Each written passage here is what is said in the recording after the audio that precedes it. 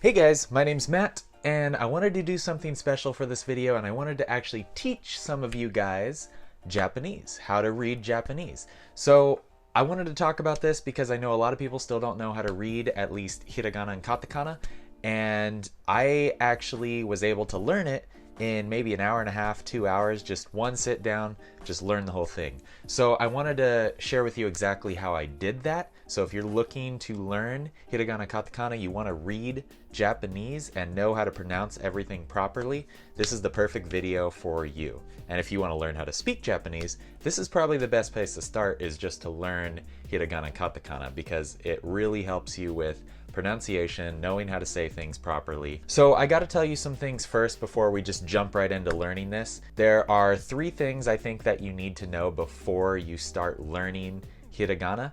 And that's that hiragana is one of 3 different alphabets in Japanese. There's hiragana, katakana, and kanji. So I'll move over here. So right here I'll put the chart. This is hiragana, and there's katakana and kanji. Now I'm only going to focus on hiragana, and you can also focus on katakana, because hiragana and katakana are actually the exact same thing. They're just different characters for the same sounds. The second thing you need to know is that the Japanese alphabet is probably, even though there's more characters, a much easier alphabet to learn than our own alphabet, because it's phonetic. So when you see all 96 characters, technically there's like 46, I'll explain that in a second. They're only pronounced in one way. Just like in English, we have the vowels A, E, I, O, U. In Japanese, it's A, I, U, E, O. Those are the vowels. And they're always pronounced in that way. So unlike English, when you see this letter, A, it's pronounced A. And in Japanese, it's always pronounced A, no matter when or where you see it. So that way you see an A, you know it's A. It's not A, it's not it's not It's always pronounced A in Japanese.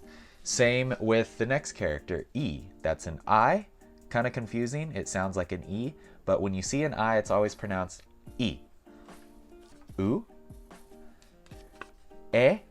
It's E, but it's pronounced as E. So E and O. And that's the base you need to know. Now, if you look at this chart, you'll see that at the top, you'll see the characters for A, I, U, E, O, and you can learn them. This is A, that's the A, E, right? U, E, O. And you can look at the chart.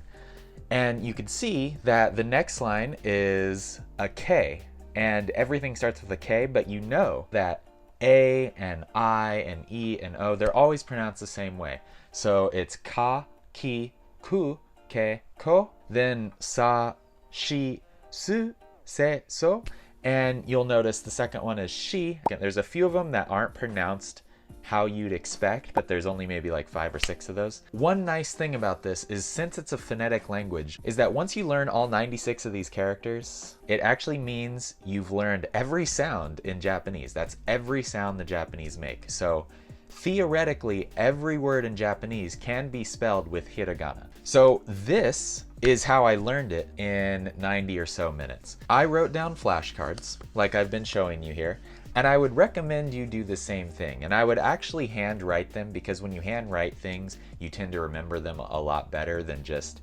testing yourself on a computer. And all I did was go line by line and learn 5 cards at a time. So I made the A, I, U, E, O, and I wrote the character on the back. And I just went through them one by one. A, I, U, E, O, mixed them up. A, I, U, E, O.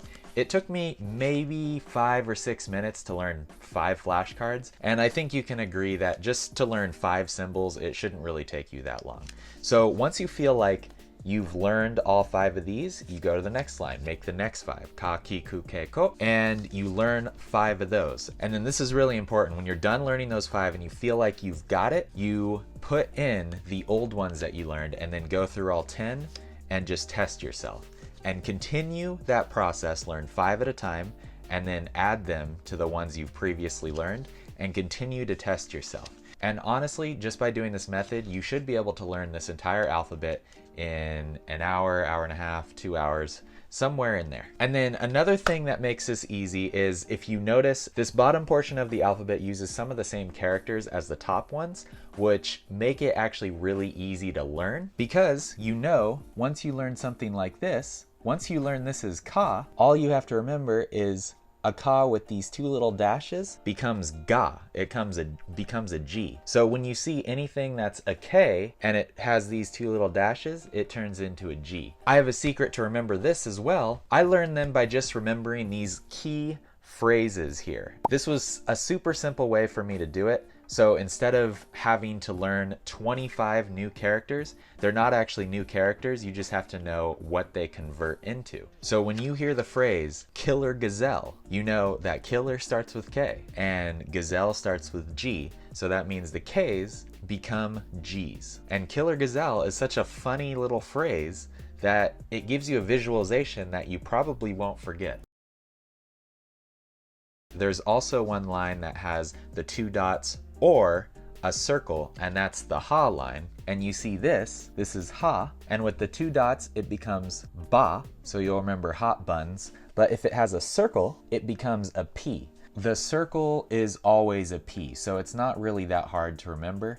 Just remember a perfect circle. Perfect starts with P. When you see a perfect circle on one of these, you know it's a P. So this is pa.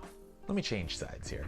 And then once you learn all of hiragana, you can do the same method for this, katakana. Once you learn hiragana, katakana should be very easy because it's the exact same sounds with just different characters. So you have to relearn the characters, but at least you know exactly what they sound like. So do the same method with katakana, and by the time you're done with this, you should easily be able to learn hiragana and katakana within the day and learn each one within 90 minutes or so. Katakana is used to pronounce foreign words. So they borrow words from other languages, and if it's not a native Japanese word, they'll write it in katakana instead of hiragana.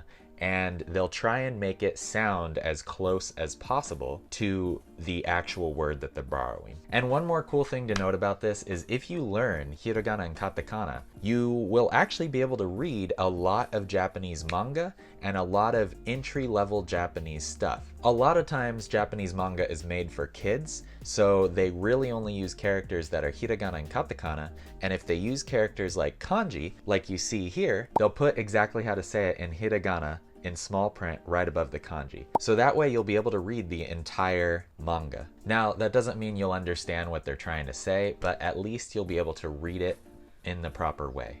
And you'll learn how to pronounce Japanese much better once you do this. Anyway guys, that's how I learned hiragana, katakana really quickly. If you just decide to learn it, sit down and just spend a few hours learning it. Hopefully that was super helpful. I do all kinds of content about Japan, anything I find interesting here in Japan. So if you like it, why not subscribe and give me a thumbs up. So thanks so much for watching guys. Hopefully that was helpful, and I'll see you in the next video.